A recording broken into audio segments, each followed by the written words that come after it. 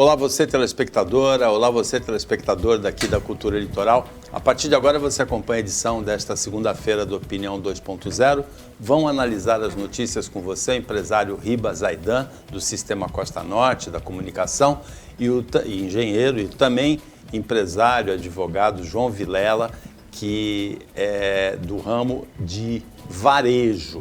Você, telespectadora, vai ter, e você, telespectador, tem as análises, e a gente vai começar aqui no Opinião 2.0. Nós temos sempre procurado destacar ações bem-sucedidas da polícia, porque isso contribui para formar a sensação de segurança ou insegurança do telespectador, da telespectadora. A Polícia Civil de Bertioga, uma investigação conduzida pelo delegado Fábio Pierre, prendeu uma quadrilha que meio que aterrorizou uma quadrilha de Guarujá por assaltos em residências. A gente comentou aqui em novembro um assalto no Jardim São Lourenço, em Bertioga, que uma família foi mantida refém por piques e cartões de crédito, conseguiram tirar 15 mil reais da família. A investigação, Zaidan, foi em torno do veículo que foi usado, locado no assalto, e das contas para onde o dinheiro foi transferido, ainda que sejam contas de laranjas. Prenderam 4 pessoas e o comandante, um dos comandantes do crime, atuou de dentro da prisão. Boa tarde. Boa tarde, Paulo. Não é surpresa nenhuma o pessoal atuar de dentro das prisões, né? Prisão virou um resort, né? Para bandidagem. Essa é a verdade. Porque lá tem celular, lá tem visita íntima, lá tem um cardápio que eles querem do dia. Os chefões que ficam dentro da prisão, eles querem comer lagosta num dia, eles comem, acabou. Ah, não, hoje eu quero comer bacalhau. Come também, entendeu? Não tem, é um verdadeiro resort. E depois reclama que o Sérgio Cabral pede isso daí. Cara, isso acontece aqui. Não tem jeito, só tem jeito o dia que realmente se colocar a ordem e a lei dentro das prisões. Porque a prisão, como eu falei, virou um resort para os chefões da bandidagem, do crime. Eles é que comandam dentro da prisão e comandam fora de dentro da prisão. Quer dizer que passou o tempo de entregar pizza em prisão, agora é lagosta e bacalhau. Ou outras comidas, vinhos franceses. O STF é fichinha perto dos caras, rapaz. Que é isso, hein, João?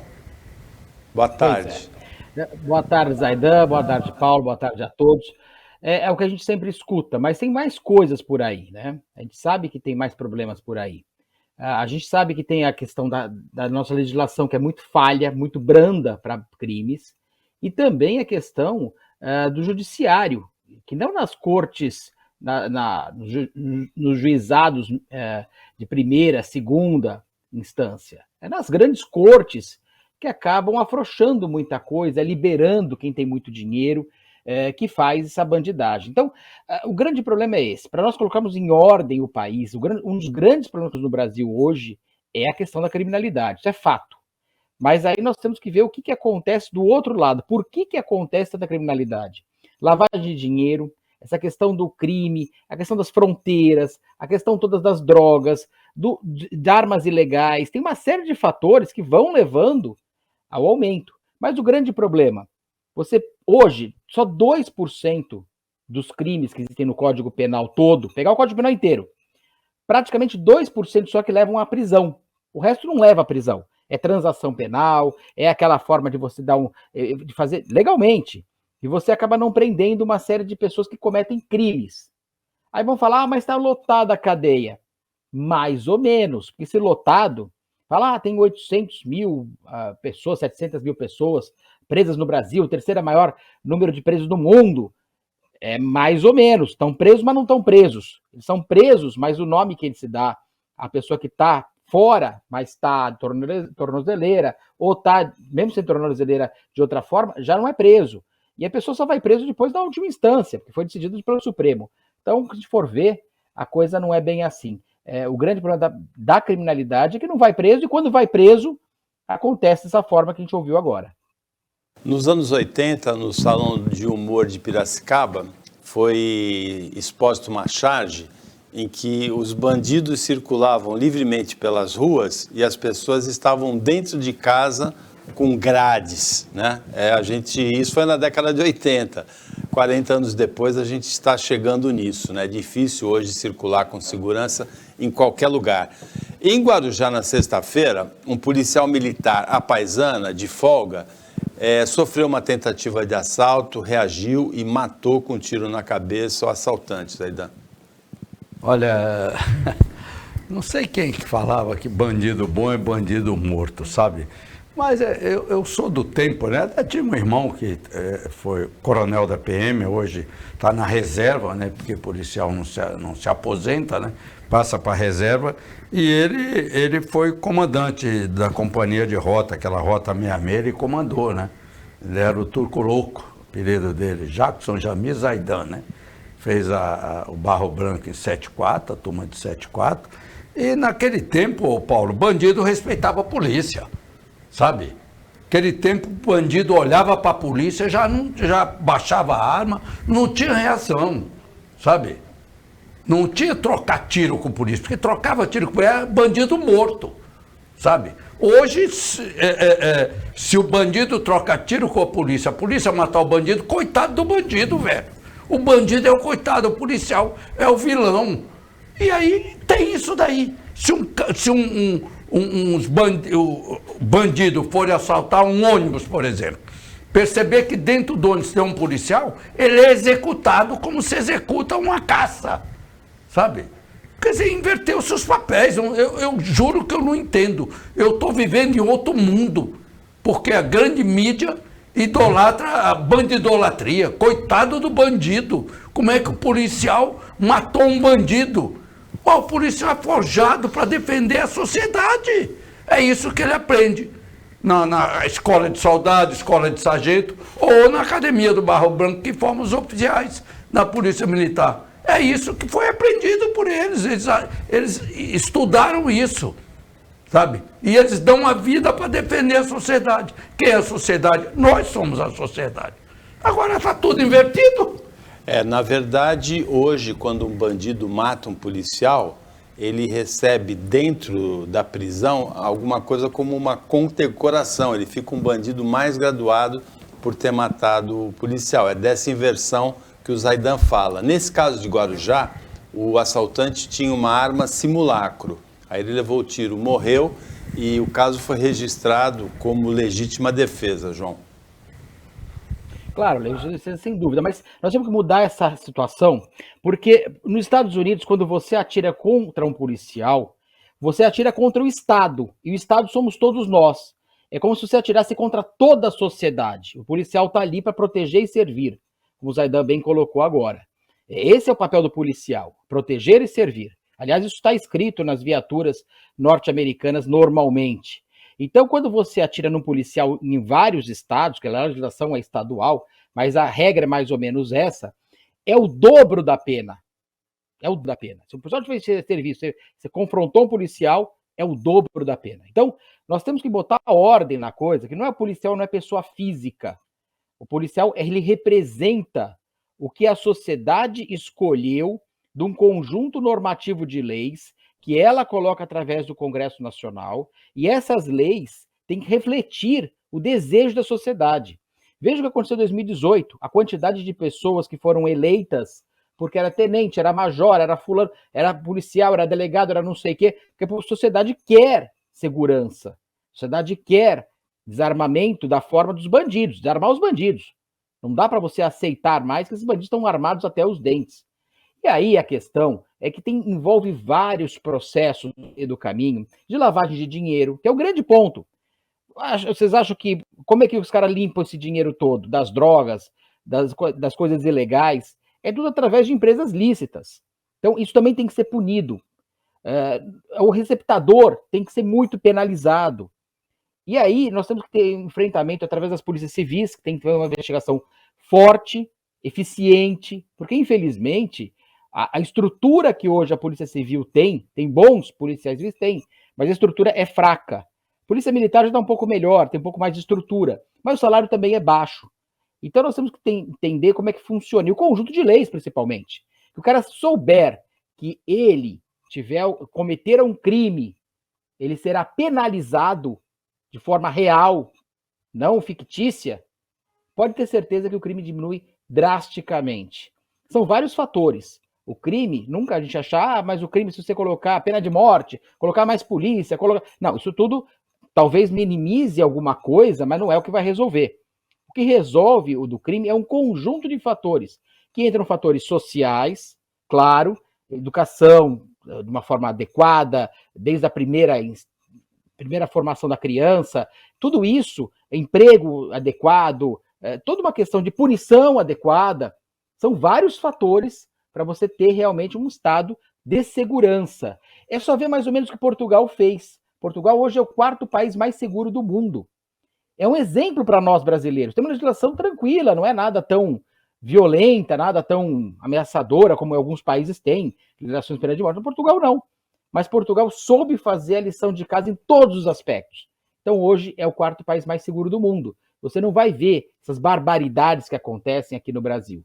E aí envolve uma série de fatores, mas nós temos que seguir o conselho e o exemplo dos países que deram certo. Infelizmente estamos seguindo dos que deram errado. Agora, mudando um pouco de assuntos, Aidan, a travessia Guarujá-Bertioga, ela está interditada, a travessia de balsas, por conta do afundamento do flutuante, que vai ser recuperado, né? Vai ser tirado do fundo do mar. Ele afundou na semana passada. Uma telespectadora daqui do Opinião denunciou um serviço de barcas irregular. A Marinha foi lá e interditou esse serviço de barcas, que estava irregular mesmo, não tinha procedimento de segurança. Agora tem, a partir de hoje, uma iniciativa interessante da Sociedade Amigos da Prainha Branca. Uma travessia gratuita, 2 lanchas disponibilizadas na travessia Guarujá-Bertioga para passageiros, das 6 às 9 da manhã, já passou, e das 5 às 6 da tarde, que são os horários de maior movimento. Porque para quem depende de ônibus para fazer o trajeto Guarujá-Bertioga, fica muito mais longo, né? É verdade, Paulo. Isso deveria ser uma obrigação do governo, do Estado. Colocar uma balsa para atravessar ali a comunidade da Prainha Branca, do Sítio Limoeiro, ali do Rabo do Dragão. Muitas dessas pessoas trabalham em Bertioga, sabe? Muitas. E gente dali do Rabo do Dragão, ali das da Prainha, Marinas, né? Das Marinas, da Prainha Branca, que é uma comunidade que tem lá. Os filhos estudam em Bertioga, sabe? A maior parte trabalha em Bertioga. E o Estado simplesmente, caiu o flutuante, deixa aí, nós vamos arrumar. Quando der para arrumar, nós vamos arrumar. E as pessoas? Ali atravessava carro turístico, porque esse pessoal não tem carro, nem entra carro na Prainha Branca lá. Não tem acesso. Esse pessoal circulava a pé, de bicicleta. Quer dizer, é uma responsabilidade que o Estado tem que fazer. Agora, o Estado é ausente, aí as pessoas pegavam as canoas, os barquinhos para atravessar. Lógico, estava irregular, perigo, sabe?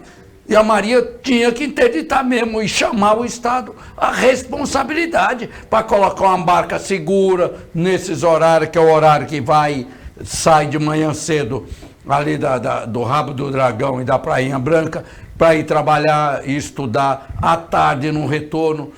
Mas o Estado está ausente, não falou nada, Paulo. Nada.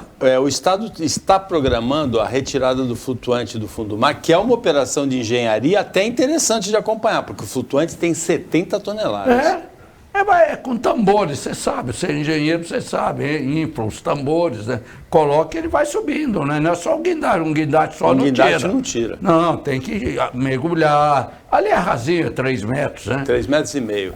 Então dá para fazer isso daí, você coloca ali uma série de tambores, entendeu? Coloca ar comprimido e ele mesmo vai tirando, sabe? Agora, quanto a essa questão da travessia, o Estado tem que fazer isso. Não tem jeito, é responsabilidade do Estado, como é a da balsa também, responsabilidade do Estado. Não sei por que a comunidade tem que fazer isso. Desculpa. O Estado ausente, omisso, né?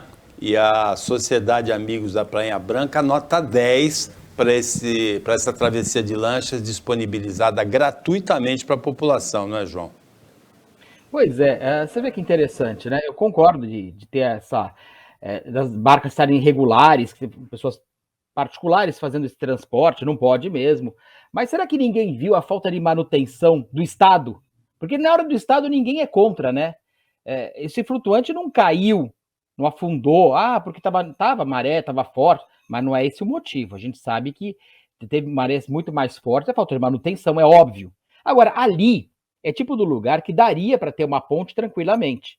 Até em outros lugares, aquela marina que tem no Guarujá, que é na parte oposta à Praia de São Pedro, na parte contrária, que fica bem de frente, inclusive, ao Caruara, em Santos, ali tranquilamente dá para fazer uma ponte. Não há problema nenhum. E mesmo na parte de Bertioga com Guarujá, é possível fazer essa ponte rapidamente, sem grandes transtornos. É que tem alguma coisa muito estranho aqui no Reino da Dinamarca, que é essas travessias e essas balsas. Tem alguma coisa muito estranha. Eu desconfio, eu suspeito que tem alguma coisa muito estranha, porque eles nunca querem resolver os problemas. Eles querem criar os problemas. Pode notar. Toda vez tem algum problema no pier, na atracação, na balsa, não sei o quê. É grana que sai emergencial adoidado. Eu suspeito que tem alguma coisa muito errada lá no Reino da Dinamarca. Manutenção é um problema. A gente viveu aqui na Baixada Santista um problema sério com a interdição da Ponte dos Barreiros por falta de manutenção e agora vive também um problema sério em Bertioga e Guarujá por conta do afundamento do flutuante, certamente provocado por falta de manutenção. Opinião 2.0 volta depois do intervalo rápido.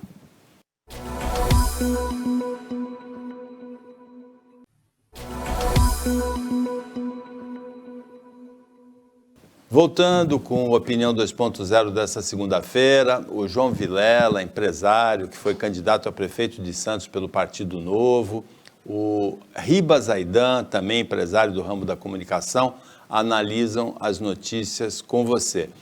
João, ontem teve interdição, aliás, ainda está nesse momento interditada, até agora há pouco estava interditada, a BR-116 sentido Curitiba, na altura de Cajati. Uma carga de hexeno, um solvente, uma carreta tombou, liberou o hexeno na pista e deu muito trabalho de destombar essa carreta para liberar a pista. Ainda não foi liberada por conta da limpeza, porque o produto químico é perigoso, o hexeno, João. Essas coisas que acontecem no Brasil é realmente absurda. Isso é grande parte por falta da malha ferroviária. Porque o caminhão, se a gente souber o que cada caminhão leva, e é muito perigoso, no trilho tem um outro sistema de segurança. Na estrada, você não sabe como aquele caminhoneiro está hoje, se ele está trabalhando há 5 dias, como aconteceu agora em Belo Horizonte, com um caminhoneiro que estava há 5 dias sem dormir, só tomando remédios para poder manter a sua carga lá, poder levar de um lado para o outro, que é difícil, mas a situação de caminhoneiro no Brasil hoje é muito complicada. Mas nós precisamos ter um sistema muito mais eficiente, porque não dá para mandar tudo por caminhão. Ainda mais produtos perigosos, tem que ser por trilho, porque daí você tem toda uma conformação, você tem toda uma estratégia do que você mandar vários caminhões para cá e para lá, num perigo constante para as estradas. Então, a grande falha que nós temos, isso começou ali em 1929, até ali a nossa malha ferroviária era bem razoável, era razoavelmente grande até, chegamos a ter o tamanho dos Estados Unidos de malha ferroviária, nós chegamos a ter 130 mil quilômetros de trilhos. Hoje tem pouca coisa, hoje que a Rumo tem 14, tem mais uma outra da Vale que tem 2.000 quilômetros de trilho, mas pouquíssimo utilizado no Brasil. Nós precisamos ter realmente um sistema ferroviário competente. Infelizmente, os governos seguiram, desde 1929, que houve quebra da Bolsa até um pouco antes teve problema, porque o problema nós tivemos um sistema de trilhos bem razoável no Brasil. Só que com a quebra, só usamos monocultura, era só café. E quando o café quebrou, quebraram também os sistemas que eram particulares, os sistemas de ferroviário brasileiro, no começo do século XX, eram particulares. E a base era transporte de café. Quando quebrou o sistema de café pela crise de 29, pelas crises que tiveram depois também, nós baseamos só num produto. Esse é o grande problema do Brasil. Vira e mexe, a gente fica baseado em um produto só. E aí começou a ter esse problema todo. Mas, voltando à questão do acidente, é um grande problema, normalmente poderia ser solucionado com a questão ferroviária. O Zaidan é da mesma idade que eu, ele deve lembrar do apelido da BR-116. Apelido era Rodovia da Morte, você lembra, Zaidan? Lembro. Eu trabalhei como engenheiro na sinalização dessa estrada. As coisas que eu vi na BR-116 antiga, eu vi caminhão na contramão, no acostamento da contramão. Eu vi coisas que só na BR-116 a gente via. A família da minha mãe é de Iguape. Então, até usar aquela estrada Biguá-Iguape, você vai pela BR-116. Eu vi coisas que até Deus duvida na BR-116. E não era duplicada, hein? Não, hoje ela está muito mais segura, né? Não era. Eu perdi uma sobrinha lá também, né, nessa rodovia, quando era ainda simples. Estava indo para a Ilha Comprida, né? E é coisa de maluco, né? É o que o meu companheiro falou lá, sabe?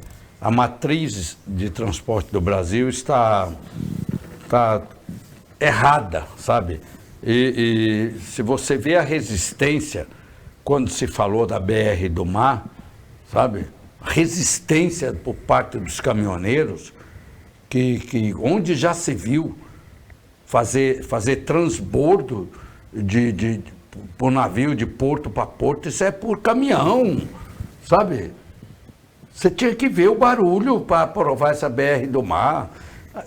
A matriz é essa. Ferrovia. Cabotagem. Sabe? E eu não estou aqui falando-se de política, mas louvou a esse ex-ministro da infraestrutura, o Tarcísio, que resgatou essa questão da malha no Brasil, da malha ferroviária, viu, Paulo? Esse cara foi guerreiro. A gente tem que falar também da VLI, né? Que é um investimento que foi feito aqui na Baixada Santista, o terminal Tiplan Luiz Antônio de Mesquita, que o acesso é só ferroviário e dentro tem a pera, ou seja, não tem nem manobra de trem, né? O trem entra por um sentido, descarrega e sai no outro sentido. E sai no outro sentido. E é totalmente ferroviário. O acesso ao Porto de Santos vem aumentando a ferrovia e a gente precisa realmente investir em cabotagem. Olha, um sintoma disso é a crise de hoje. Zaidan, explica pra gente que pampeiro é esse com o preço dos combustíveis. O governo fez um esforço, mexeu com o ICMS dos estados, reduziu dos combustíveis, da energia a 17%, um esforço tremendo para baixar o preço da gasolina. Na mesma semana, a Petrobras vai e aumenta em 14% o diesel e 5% a gasolina. Como é que explica isso, Zaidan? Olha, tem que chamar aí algum ser de outro planeta, porque não é possível. Ô Paulo, até pouco tempo atrás, a gente tinha o diesel mais barato que a gasolina. Sempre foi assim, porque o diesel era que abastece os caminhões, que é a matriz dos transportes hoje. Ainda é 60% de tudo que é produzido no Brasil, que é transportado, é por caminhões. Está lá os dados. Agora o diesel é mais caro que a gasolina. Coisa de maluco. Até para você comprar uma caminhonete diesel era difícil antigamente. Você lembra? Porque diesel era para caminhão. Agora eu vou falar uma coisa para você. Se eu sou presidente da República e vejo que a empresa Petrobras tem um lucro como esse que ela tem, nos últimos 2 anos, a Petrobras teve um lucro de quase o capital inteiro dela, só de lucro. O que é isso?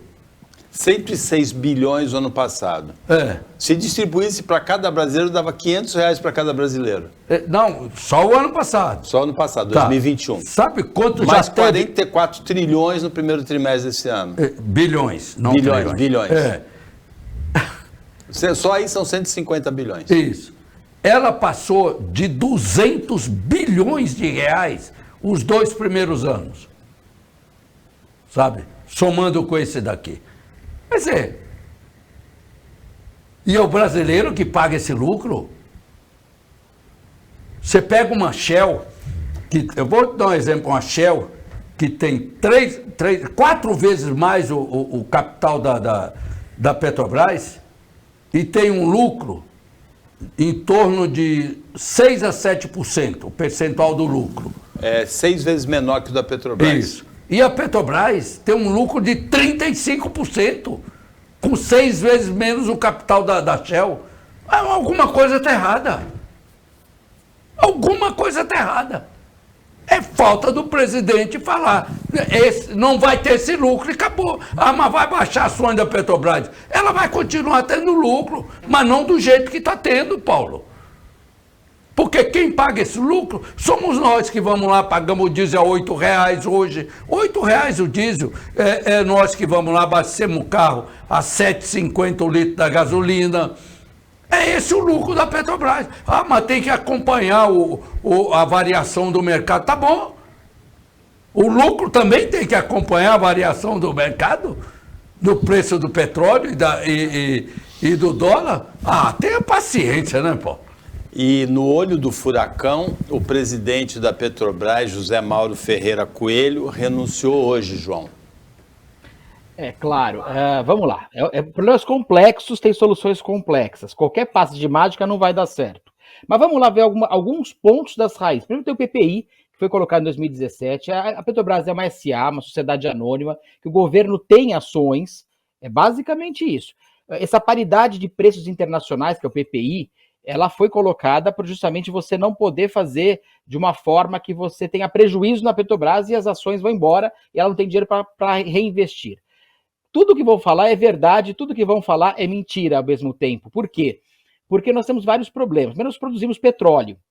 Só que a Petrobras, durante décadas de governos que passaram por aí, investiu em refinarias para petróleo venezuelano, como Abreu e Lima, por exemplo. Nós não temos capacidade de refino, principalmente do diesel, do petróleo em si, mas do diesel. Então nós pagamos de fora, nós compramos de fora. Não tem fórmula mágica. Nós erramos muito durante décadas. E agora estamos pagando o preço por esse erro. Claro que o petróleo está alto e tudo mais. Primeiro, governos estaduais com impostos absurdos. Verdade também. O governo federal poderia pegar, já que ele está tendo tanto lucro, falar, olha, então o diesel, eu não gosto dessa palavra, mas eu vou falar aqui. Vou subsidiar o diesel, porque é uma questão de soberania nacional. Vou pegar esse dinheiro que eu estou ganhando aqui nas ações da Petrobras, o governo federal recebe. Ele recebe mais da metade desse valor, ele tem mais da metade das ações. Então ele recebe muito desse dinheiro. Só hoje, acho que foi 9 bi que ele recebeu.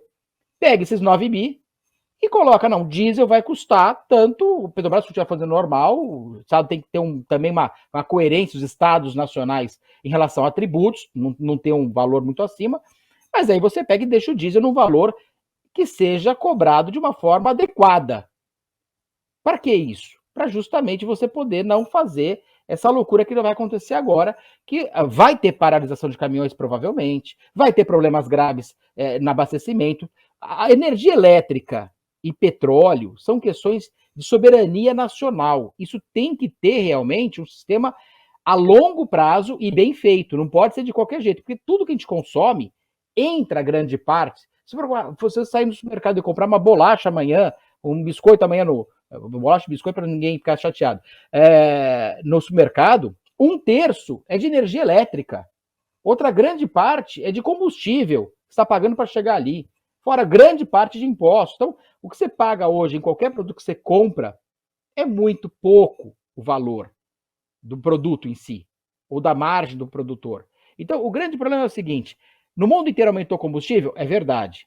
A guerra da Ucrânia com a Rússia deu problema também. A questão da pandemia também. Mas nós produzimos petróleo, mas nós não temos capacidade de refino. E a Petrobras é uma SA.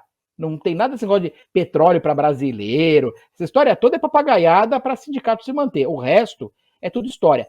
Tem solução, mas a solução é complexa, difícil, demorada e cara. Mas tem jeito. Mas olha, Paulo, eu vou falar uma coisa para você. Ele falou certinho.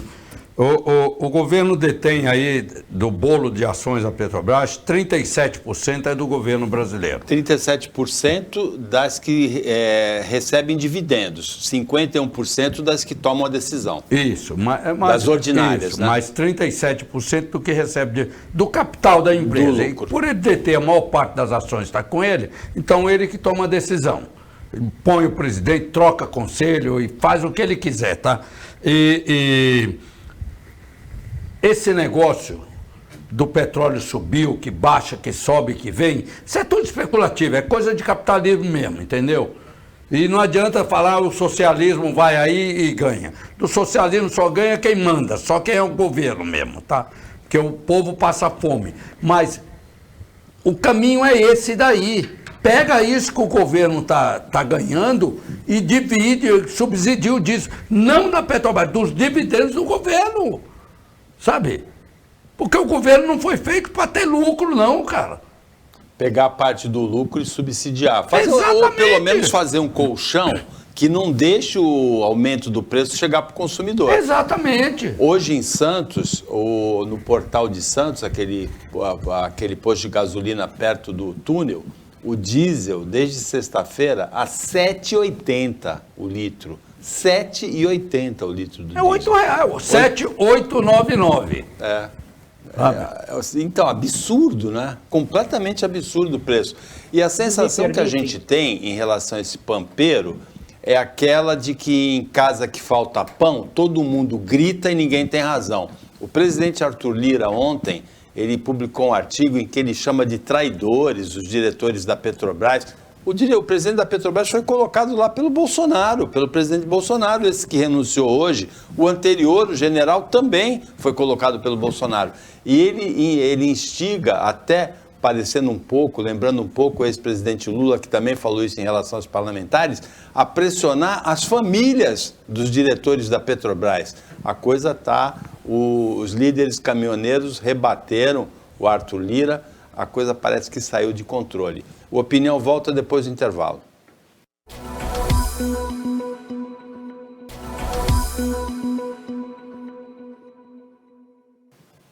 Voltando com a Opinião 2.0, nesta segunda-feira, Ribas Zaidan, João Vilela estão comentando as notícias com você.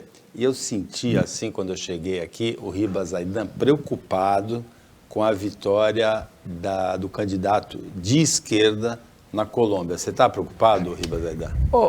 Paulo, eu não sou de esquerda, eu não sou socialista, eu não sou comunista, eu sou capitalista. Mas não aquele capitalista voraz, sabe? O selvagem? Aquele selvagem. Não, eu sou um cara muito centrado, entendeu? Na nossa empresa lá, a gente aplica muito meritocracia. O cara vai produzindo e vai ganhando mais. Participa realmente do rendimento da empresa, sabe? E eu, após tantos anos, quer dizer, eu não me lembro de nenhum governo de esquerda da Colômbia. É o primeiro. É o primeiro, sabe?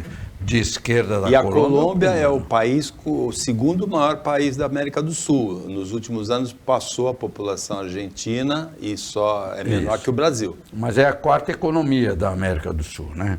E é um país que os Estados Unidos têm ajudado muito. Da América do Sul, o país que mais recebe ajuda em volume de recursos é a Colômbia. Sabe? Então, você vai na Colômbia, é um país assim, quase que de primeiro mundo, cara.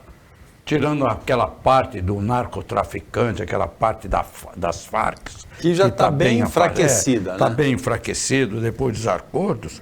Agora, eu não estou entendendo essa onda de socialismo que está tomando de assalto, não de assalto, mas por eleições livres, a América Latina. Juro que eu não estou entendendo essa tendência. Eu vou estudar, vou procurar estudar e saber por que está acontecendo isso.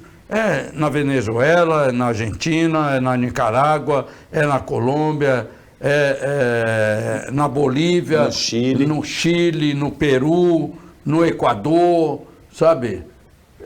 Eu juro que eu não estou entendendo isso, cara.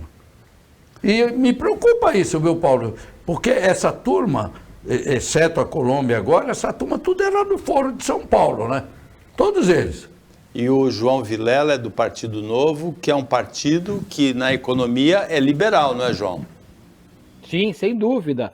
A gente sabe por que acontecem essas coisas. Bom, hoje só o Paraguai, que não é de esquerda, e o Brasil, né? Por enquanto. Porque a gente sabe que o discurso é fácil. Ainda mais em época de crise. Na época de crise, que há recessão, que há crise, que há tendo a guerra, que teve a Covid, ainda está tendo a Covid, que a pandemia aqui terminou, mas não acabou, né? Incrível que pareça, né? Terminou, mas não acabou. Nós temos esses problemas, porque o discurso é muito fácil. Olha, papai Estado vai te dar dinheiro. Nós vamos fazer a coisa acontecer, nós vamos te distribuir dinheiro, e não acontece. A gente sabe o que acontece no final. Só que o sistema, para você fazer um sistema adequado, e não vou nem falar direita, esquerda, porque tudo isso aí tem várias nuances, tem várias gradações, várias graduações também. Então tem várias posições e várias cores em cada coisa. Então tem gente que vai achar que o Estado tem que ser mais interventor, outro Estado menos interventor, outro Estado interventor para coisas que sejam realmente essenciais para o Estado. Então, cada Estado vai ter um sistema diferente, um processo diferente. A gente tem que ter uma forma de ter um país crescendo. Esquecer essa questão de briga política, ideológica, é tendo emprego com legislações mais fáceis, com redução dos tributos, com facilidade de pagar os tributos, do que sobrar de pagar tributo, de governos mais eficientes e tocando o que tem que ser feito. O que o governo tem que fazer? O governo tem que cuidar de fronteiras, o governo tem que cuidar de segurança, o governo tem que cuidar de saúde, o governo tem que cuidar de infraestrutura, o governo tem que cuidar de educação básica. O resto, iniciativa privada. É o que nós estamos vendo agora para o Petrobras, é o mesmo caso. Então, o pessoal vem com esse discurso fácil, confortável, e vai cair. Esse que é o problema. Todo mundo cai nessa história. Fica bonito falar. Agora, o discurso que você tem que ter é um discurso que é duro, que leva tempo para fazer um país realmente adequado. Leva muito tempo. Não é de uma hora para outra. Não tem salvador da pátria. É isso que a gente tem que entender. E quem for administrar, começa administrando pela cidade. Sabe? Eu sou muito municipalista. Tanto é que nós vemos um país como o Brasil, alguns municípios indo muito bem, e alguns municípios indo muito mal. Alguns estados indo muito bem e alguns estados indo muito mal. Analisa cada um desses estados, desses municípios. Quem está à frente desses municípios? Quem são essas pessoas? Como é que eles administram esses municípios? Vamos pegar aqui na nossa região, veja os que cresceram muito, os que atrasaram e os que ficaram estagnados. A gente vai começar a entender como é que funciona o sistema do país. Então nós temos que ter um sistema mais eficiente. O Estado tem que ser eficiente. A palavra não é direita, esquerda, estatal, privado, capital. Tudo isso pode ser manipulado. A gente sabe que não é só isso. Tem que ter eficiência. Aliás, eu gosto muito daquele artigo da Constituição que a administração pública tem que ter a legalidade, impessoalidade, moralidade e ter eficiência. Publicidade também do P, né? E eficiência. Mas eficiência tem que ser o norte que nós temos que ter. Infelizmente, nós não estamos tendo esse norte nas administrações. Aí eu vou ser sincero para vocês. Eu acredito que quem quer ser administrador público tinha que, no mínimo, ter um mínimo de cuidado e um mínimo de qualidade técnica para poder administrar. Até fazendo um curso de administração pública. Sabe? Para você poder ter mérito, como o Zaidan colocou perfeitamente, a gente tem que calcular pelo mérito. Nós temos que ter mérito nas coisas. Quem trabalha mais, quem trabalha melhor, recebe melhor. Esse tem que ser o fato. Mas os governos não trabalham bem, porque quem administra são aqueles pessoas que são populares, às vezes, mas não são adequadas para o cargo.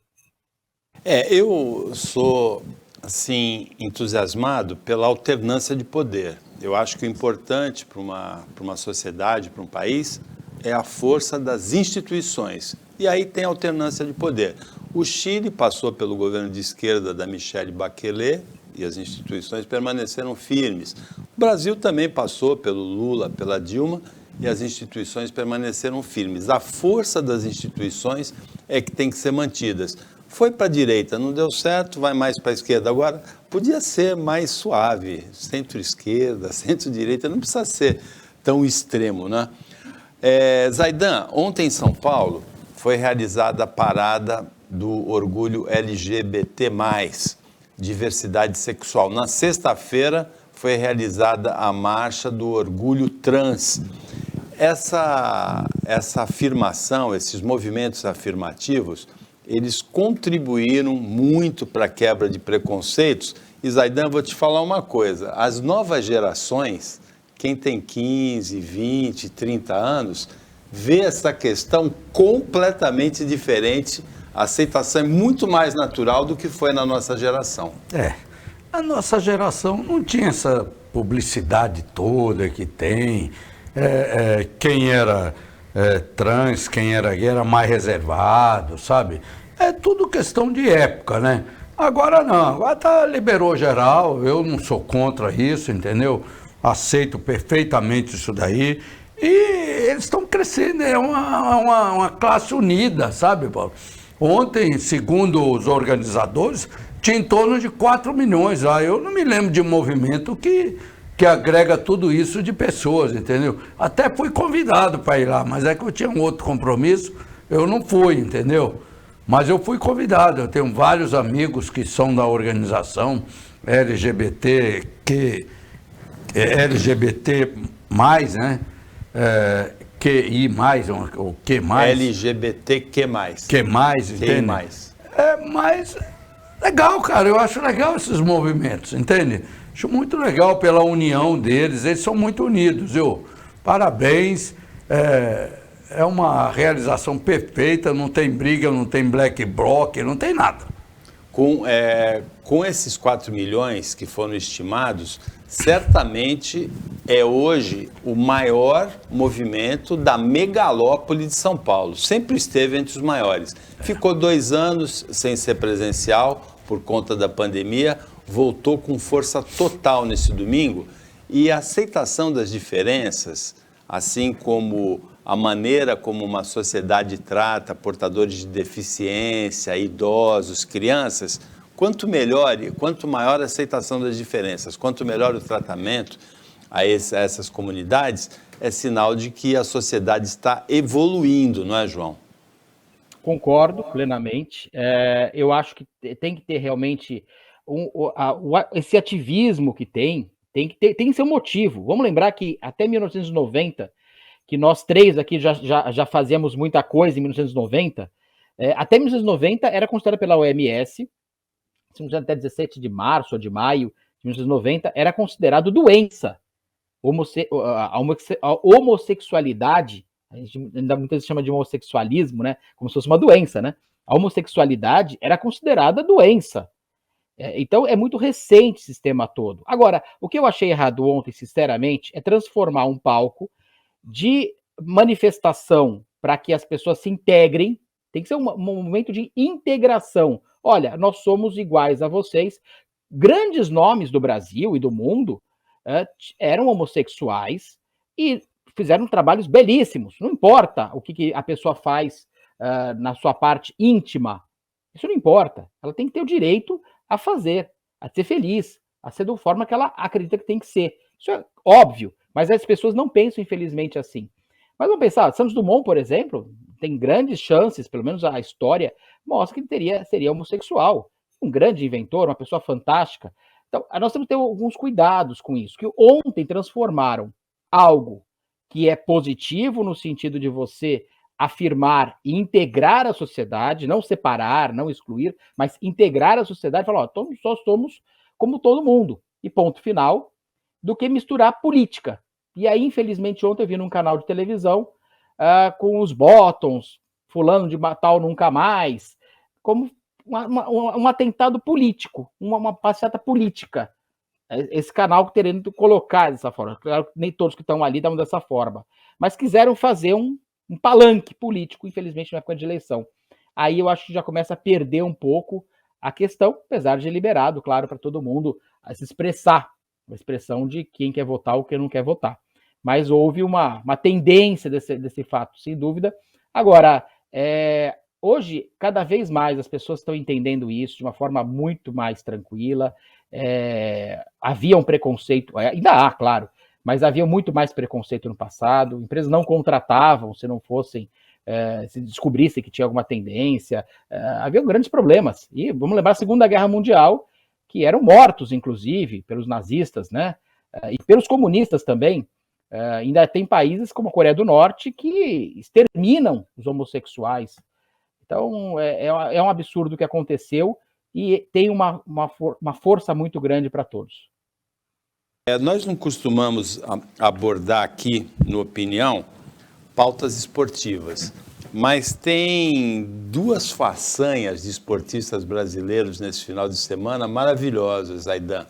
A tenista Bia Haddad, desde a época da Maria Esther Bueno, na década de 60, uma tenista brasileira não alcançava o ranking que a Bia Haddad alcança, depois de ganhar 2 torneios ATP 250 seguidos, Nottingham e Birmingham, na Inglaterra. E o nadador Nicolas Santos, esse então é um recorde extraordinário. Aos 42 anos de idade, ele ganhou a medalha de prata dos 50 metros nado borboleta no Mundial de Budapeste. Ele é vice-campeão mundial dos 50 metros borboleta aos 42 anos. Aquele grande nadador Mark Spitz tentou voltar aos 42 anos e não conseguiu essa façanha que o Nicolas Santos brasileiro conseguiu ontem. É interessante. Sábado. Né? É interessante. Eu acho que tudo vai do modo de vida que o cara leva, né? Nessa idade aí você já tem que ter um regramento maior, você tem que ter uma alimentação diferenciada, treinamento diferenciado. Nenhum nadador no mundo tem uma premiação desse nível na idade de 42 anos como ele.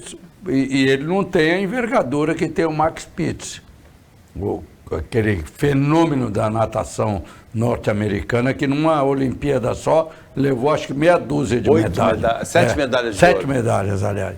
Entendeu? Prova tá aí, o brasileiro ele se supera, o Nicolas né? Santos. Aí ele aí, ó. Se supera, viu? Façanhas maravilhosas brasileiras no final de semana, João. Não, fantástico, né? Imagina se a gente tivesse mais apoio para a parte de esporte no Brasil. E digo mais apoio nas escolas, porque eu acho que o esporte sempre tem que começar, ou deve primeiro começar, e tem que ser a massa nas escolas. Esporte de qualidade nas escolas, bons professores, bons lugares de fazer, boa estrutura, boa infraestrutura nas escolas para ter realmente o começo de esporte, ter um sistema todo. Imagina, o Brasil ia ser campeão no mundo, fácil. Mas nós temos pessoas muito dedicadas. Você vê, a idade de 42 anos, há bem pouco tempo, no esporte era... o cara já estava aposentado há pelo menos 10 anos. E não, hoje já tem condições, a pessoa se condiciona, trabalha muito por isso. É uma vitória tripla, não só pela vitória em si, pela conquista mas a vitória em relação à conquista do corpo, em conquista da alma, em conquista da força de vontade de uma pessoa para fazer isso. É fantástico, tá de parabéns. Do outro lado da equipe brasileira, a nadadora de 17 anos, Stefanie Balducini, se classifica pela primeira vez para uma semifinal do Mundial. Guilherme Costa ganhou medalha de bronze, está classificado em outra final. Leonardo de Deus, João Gomes Júnior, Felipe França, uma geração brilhante de nadadores brasileiros vem aí. Boa, né? Uma safra boa para suceder a esse maravilhoso Nicolas Santos, autor dessa façanha de ganhar uma medalha de prata no Mundial aos 42 anos. Chegamos ao final com essas notícias boas do Opinião 2.0 desta segunda-feira, agradecendo ao Ribas Aidan a participação como comentarista, ao João Vilela a participação como comentarista, ao trabalho da equipe técnica e de jornalismo antenada do Sistema Costa Norte e agradecendo a você que acompanhou a gente mais essa edição. Até amanhã, nesse mesmo horário, de 15 para 1 da tarde, e uma ótima semana para você que você merece.